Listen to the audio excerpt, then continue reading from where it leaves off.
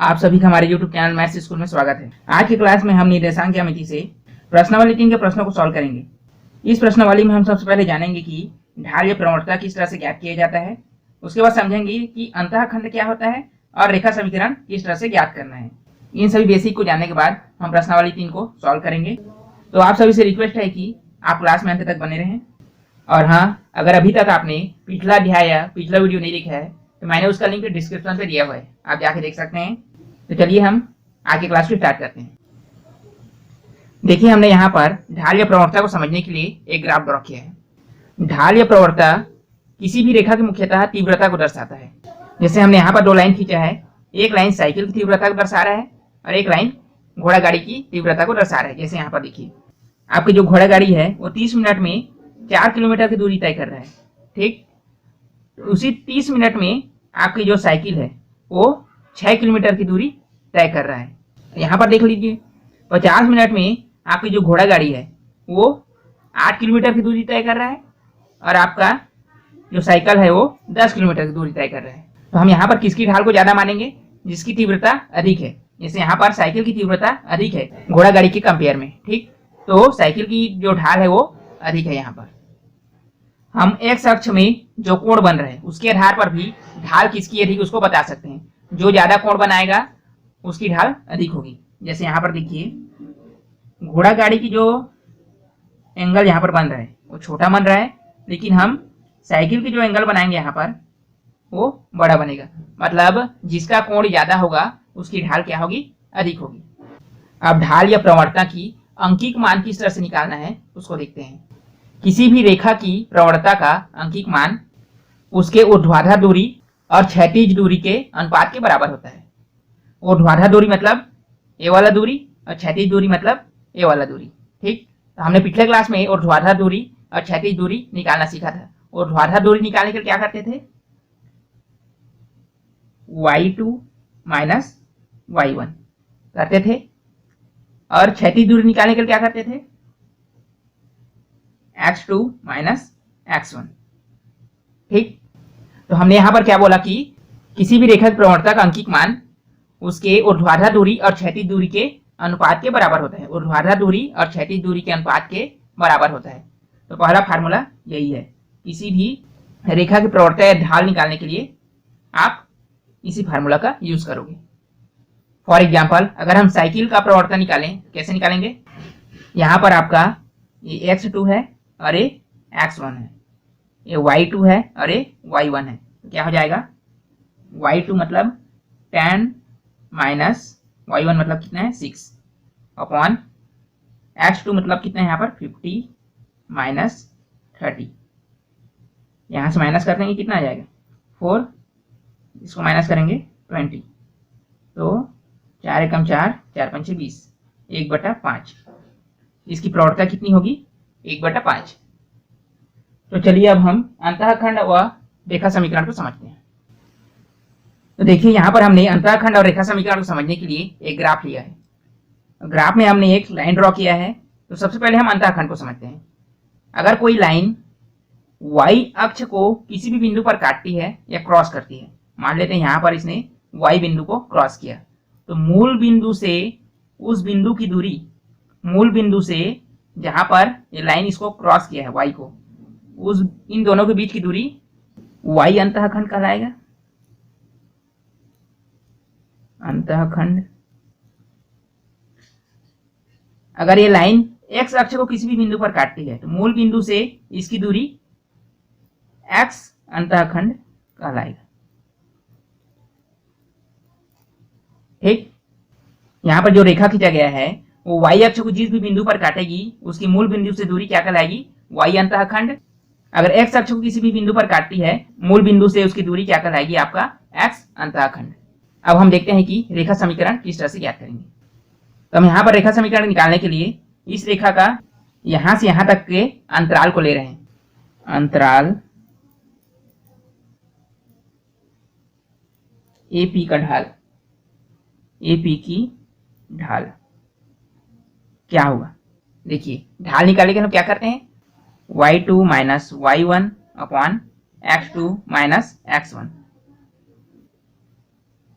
हम यहाँ पर y अक्ष का अंतःखंड मतलब इस बिंदु को C मान लेते हैं, मतलब y का निर्देशांक क्या हो जाएगा आपका C।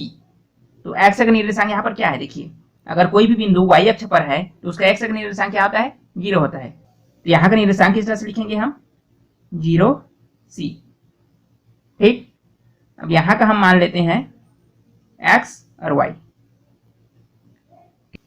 और हम ढाल को m से डोनेट करेंगे। ठीक, तो चलिए रेखा समीकरण निकालते हैं। तो ढाल मतलब अंतराल AP की ढाल क्या होगी, m इज इक्वल टू हो जाएगा y2, इसको मानना है y2, तो हो जाएगा y माइनस y1। y1 मतलब यहाँ पर क्या है, c minus c upon x2 मतलब यहाँ पर क्या है, x माइनस x1। x1 मतलब क्या है यहाँ पर 0। इसको सॉल्व करेंगे तो क्या हो जाएगा आपका m is equal to Y minus C upon X. X क्या करेगी, इसके साथ तिर्यक गुणा कर लेगा, तो क्या हो जाएगा m x is equal to Y minus C. अगर हम यहां से माइनस सी को पक्षांतर करें तो क्या हो जाएगा m x plus C is equal to Y, या y is equal to M X plus C. यही आपका क्या है, रेखा समीकरण। एक चीज और, अगर हम ढाल को त्रिकोणमिति के हिसाब से लिखें, त्रिकोणमिति के हिसाब से देखिए m इज इक्वल टू क्या आएगा, यहाँ पर आपका y2 माइनस y1 क्या है आपका ऊर्ध्वाधर दूरी, और आपका x2 माइनस x1 क्या है आपका क्षैतिज दूरी। तो लंब बटा आधार क्या होता है, लंब बटा आधार होता है आपका tan थीटा। ठीक, तो m is equal to tan theta भी हो सकता है। तो इन सभी को आप अच्छे से ध्यान में रखिएगा।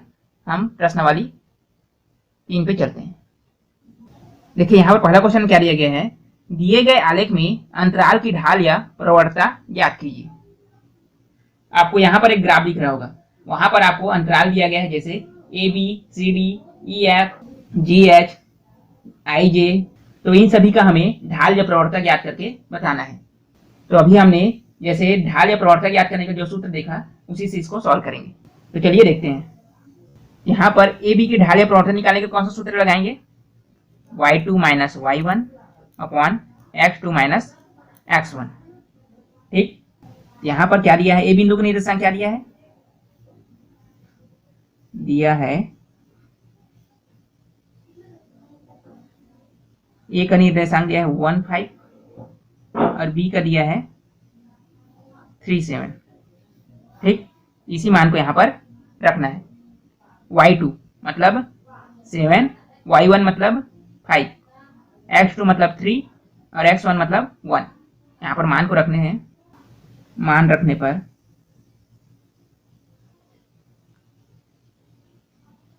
क्या हो जाएगा आपका y2 7 माइनस 5 अपॉन 3 माइनस 1।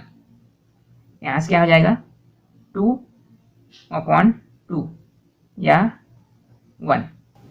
इसी तरह से आप C D E F G H की ढाल को निकालोगे। मैं आपको आई जे की ढाल निकाल के बता रहा हूं। अंतराल आई जे की ढाल,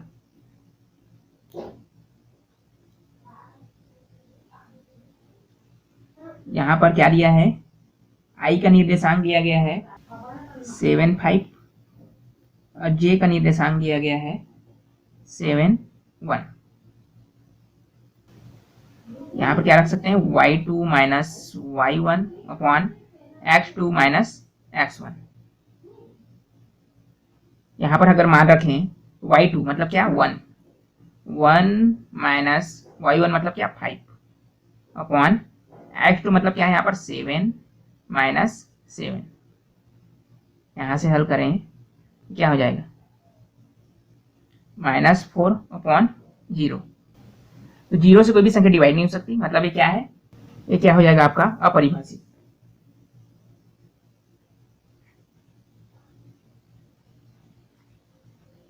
चलिए दूसरा क्वेश्चन ले रहे हैं। देखिए यहाँ पर क्वेश्चन नंबर 2 में दिया है एक्स अक्ष के समांतर रेखा की प्रवणता ज्ञात कीजिए। मतलब एक्स अक्ष के समांतर कोई रेखा खींची गई है, इसकी ढाल क्या होगी उसको बताना है। तो यहाँ पर एक्स अक्ष के समांतर जो रेखा खींची गई है वो एक्स अक्ष से कोई भी एंगल नहीं बना रहा है। मतलब यहाँ पर एंगल कितना है, 0 है। अगर एक्स अक्ष से 0 अंश का कोण बना रही है तो आपका प्रवणता या ढाल क्या हो जाएगा,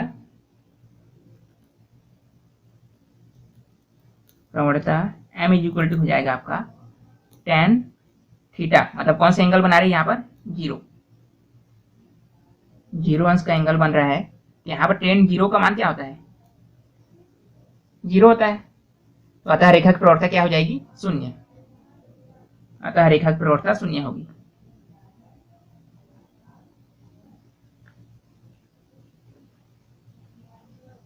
शून्य होगी। इसी तरह से आप 60वां क्वेश्चन देखिएगा, तो वहां पर बोला गया है कि कोई रेखा y अक्ष के समांतर है। मतलब y अक्ष के समांतर है, यहाँ पर x के साथ कितने के एंगल बनाएगा, 90 का। ठीक, यहाँ पर सिंपल लिखना है y अक्ष के समांतर रेखा y अक्ष से 90 अंश का कोण बनाएगा। तो प्रवणता m = 10, 90 हो जाएगा। 90 एंगल का मान क्या होता है, अनंत या अपरिभाषित। ठीक, तो वहां पर आप लिख सकते हो कि रेखा की प्रवणता अनंत है या अपरिभाषित है। चलिए अब हम थर्ड क्वेश्चन ले रहे हैं। देखिए यहाँ पर तीसरा क्वेश्चन दिया गया है, एक रेखा बिंदु 7, 10 से गुजरती है जिसकी ढाल 5/6 है। यहाँ पर पहला क्वेश्चन है, इस रेखा पर उस बिंदु के x निर्देशांक ज्ञात कीजिए जब y = 15 हो। y निर्देशांक -3 पर x का मान ज्ञात कीजिए। यहाँ पर एक रेखा दिया गया है, वो 7 और 10 से गुजर रहे हैं। मतलब 7 क्या है आपका, x है, और 10 क्या है आपका, y है, ध्यान रखना। और उसका ढाल दिया गया है। मतलब यहाँ पर m का वैल्यू दिया गया कितना, 5/6। तो पहले क्वेश्चन में आपको y की वैल्यू दिया 15, हमको x से निकालना है। फिर दूसरे क्वेश्चन में y की वैल्यू दिया गया -3, फिर x की वैल्यू निकालना है। तो चलिए सबसे पहले हम पहले क्वेश्चन को सॉल्व करते हैं। पहला ले रहे हैं हल। यहाँ पर रेखा की ढाल कितनी दी है,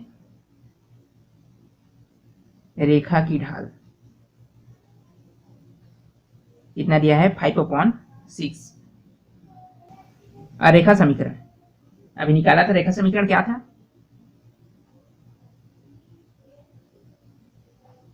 रेखा समीकरण y = mx + c से। यहां पर आपका m की वैल्यू, m है ना ढाल, m का वैल्यू क्या दिया है, 5/6 x + c। तो क्वेश्चन में बोला गया है कि रेखा जो है बिंदु 7, 10 से गुजर रहा है। बिंदु 7, 10 से गुजर रही। मतलब 7 क्या है आपका, x है, अरे y है। बस यहाँ पर सिंपल मान रखना है। यहाँ से आपका मान क्या हो जाएगा, y की वैल्यू क्या हो जाएगा, 10 = 5/6। x की वैल्यू कितना हो जाएगा यहाँ पर, 7 + c। अब इसको सॉल्व करें हम। देखिए 10 = यहाँ पर मल्टीप्लाई होगा, 35 हो गया /6 + c। यहाँ से हम c की वैल्यू निकाल सकते हैं। c = हो जाएगा, इसको पक्षांतर कर दिए तो 10 माइनस हो गया 35/6। इसको सॉल्व करें क्या होगा, 10 × 60 हो जाएगा। c का वैल्यू हो जाएगा 10 × 60 माइनस 35/6। इसको माइनस करें, कितना आ जाएगा आपका, 25। 25/6 मतलब c की वैल्यू कितना है, 25/6। तो अब यहां से हमारा रेखा समीकरण क्या हो जाएगा, इसलिए रेखा समीकरण यहां देखिए y = 5/6 x + c है। y = 5/6 x + c। c का वैल्यू कितना है यहाँ पर, 25/6। अगर इसको आगे सॉल्व करें, यहाँ पर आपका हो जाएगा y = यहाँ पर हर समान है इसलिए 5x + 25/6 हो जाएगा। 6 क्या कर लेगा, इससे मल्टीप्लाई कर लेगा, हो जाएगा 6y = 5x + 25। तो पहले क्वेश्चन में y की वैल्यू कितना दिया है, 15 दिया है ना। जब y = 15 रखने पर तब क्या होगा 6 y की वैल्यू कितना रखना है 15 is equal to 5x plus 25। यहाँ से हम सॉल्व करके x की वैल्यू निकाल सकते हैं। यहाँ पर 15 छिक्का कितना हो जाएगा 90 is equal to 5x plus 25।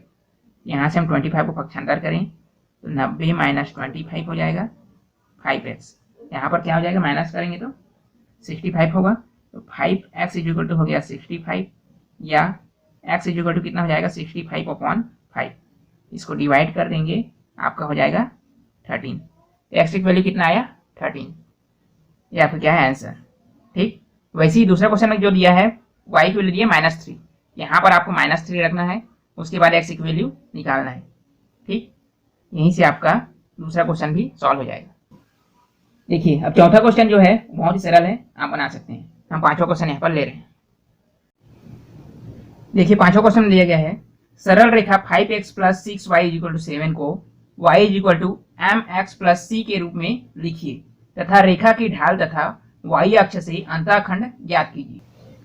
देखिए यहाँ पर सरल रेखा क्या है, सरल रेखा दिया गया है 5x plus 6y equal to 7। तो इसे हमें y equal to mx plus c के रूप में लिखना है। तो हमें y का मान चाहिए, तो क्या करेंगे 5x को पक्षांतर कर देते हैं, ये हो जाएगा 6y equal to minus 5x plus 7। देखिए यहाँ पर mx पहले में है इसलिए माइनस 5x को पहले में ले लिए। उसके बाद क्या करना है, हमें y की वैल्यू चाहिए ना, तो हम क्या करेंगे 6 को पक्षांतर कर देंगे। तो y इक्वल टू क्या हो जाएगा आपका माइनस 5x प्लस 7 अपॉन 6। ठीक, या इसी को लिख सकते हैं y equal to minus 5x upon 6 plus 7 upon 6। तो अगर हम y equal to mx plus c से तुलना करें, y equal to mx plus c से तुलना करने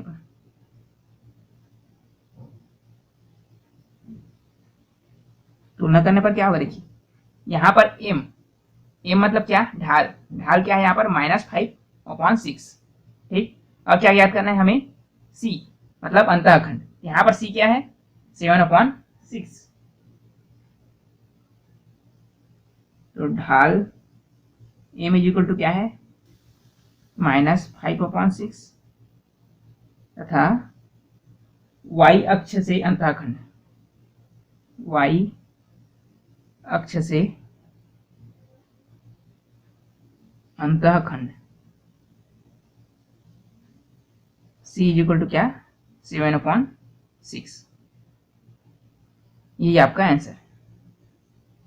चलिए अगला क्वेश्चन ले रहे हैं। यहाँ पे दिया गया है, उस सरल रेखा का समीकरण ज्ञात कीजिए जो y अक्ष से 3 माप का अंतःखंड काटती है एवं जिसकी प्रवणता 5/4 है। मतलब हमें यहाँ पर समीकरण ज्ञात करना है जिसका अंतःखंड मतलब c की वैल्यू क्या दे दी है 3 है और आपका m मतलब प्रवणता ढाल कितना है 5/4। यहाँ पर हमें समीकरण बना के बताना है। तो चलिए हल करते हैं। देखिए यहाँ पर y अक्ष से काटा गया अंतःखंड c बराबर यहाँ पर 3 है दिया गया है और प्रवणता दिया गया है 5/4। तो हमारे पास रेखा समीकरण क्या है, रेखा समीकरण है आपका y is equal to mx plus c। यहाँ पर मान रखें तो y इज इक्वल टू क्या हो जाएगा m मतलब ढाल यहाँ पर कितना है 5/4 x प्लस c की वैल्यू कितना दिया है यहाँ पर 3। अगर इसको हल करें तो क्या हो जाएगा y इज इक्वल टू यहाँ पर कितना है 1 है, इसको हल करेंगे हर का एलसीएम निकालेंगे कितना आएगा 4 आएगा, 4 नीचे में आ गया। अब यहाँ पर क्या करते हैं नीचे वाले से डिवाइड करते ऊपर वाले से मल्टीप्लाई, नीचे से डिवाइड करें कितने बार जाएगा एक बार जाएगा, इससे मल्टीप्लाई करें कितना आएगा 5x आएगा। ठीक, प्लस अब इससे डिवाइड करें कितने बार जाएगा 4 बार, इससे मल्टीप्लाई करें कितना होगा 4 तिया 12। ठीक, तो y इज इक्वल टू क्या हो गया आपका 5x प्लस 12/4।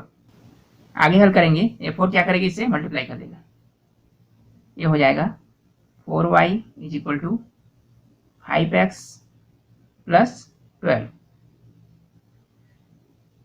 अब हम इसको पक्षांतर कर देंगे और समीकरण रूप में ले आएंगे।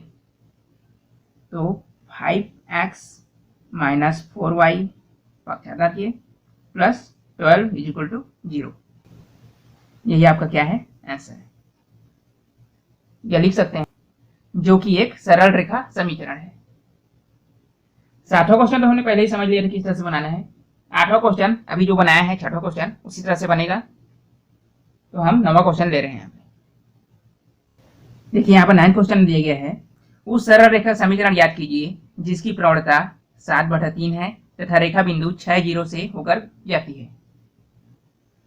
प्रवणता मतलब m की वैल्यू यहाँ पर दे दिया गया है 7/3 और यहाँ पर एक रेखा बिंदु दी गई है 6 और 0। इसका मतलब क्या है, ये x है और ये y है। ठीक, याद रखना। हल कर रहे हैं।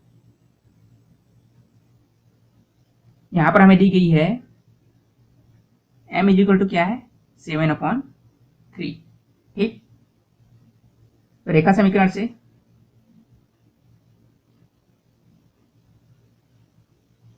रेखा समीकरण क्या, y is equal to mx plus c से यहाँ पर मान रख देते हैं।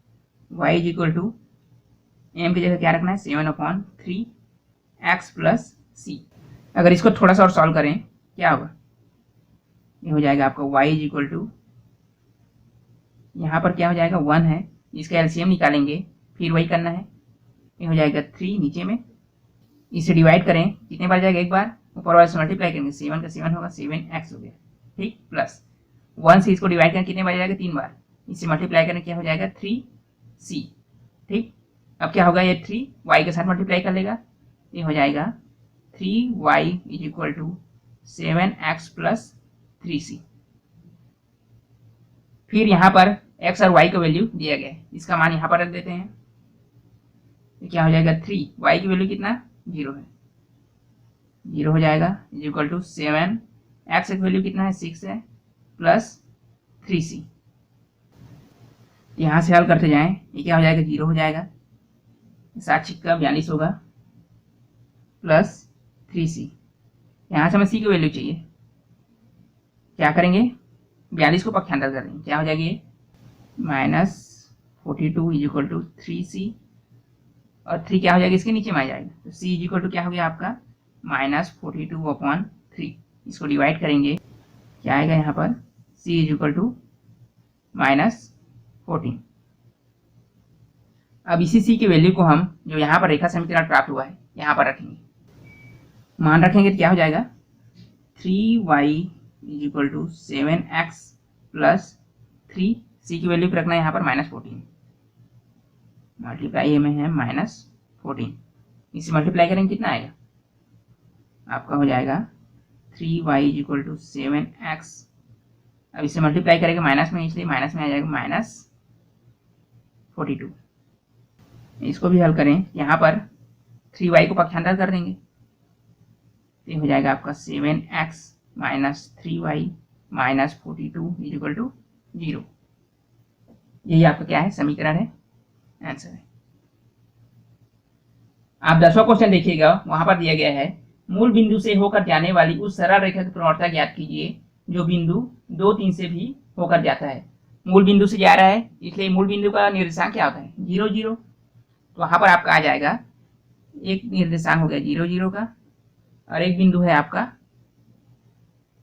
2 और 3 का। ठीक, यहाँ पे हमें प्रवणता ज्ञात करना है। प्रवणता ज्ञात करने के लिए क्या करेंगे, y2 minus y1 upon x2 minus x1।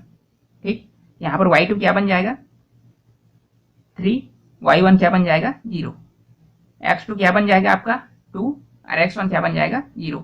इसके आधार पर हल करके आप प्रवणता ज्ञात कर सकते हैं। आई होप आपको सभी क्वेश्चन समझ में आया हो। अगर कहीं पर भी डाउट लगता है प्लीज कमेंट करके पूछ सकते हैं। ओके, आज की क्लास के यहीं तक रखते हैं, अगले क्लास में मिलते हैं। ओके, धन्यवाद।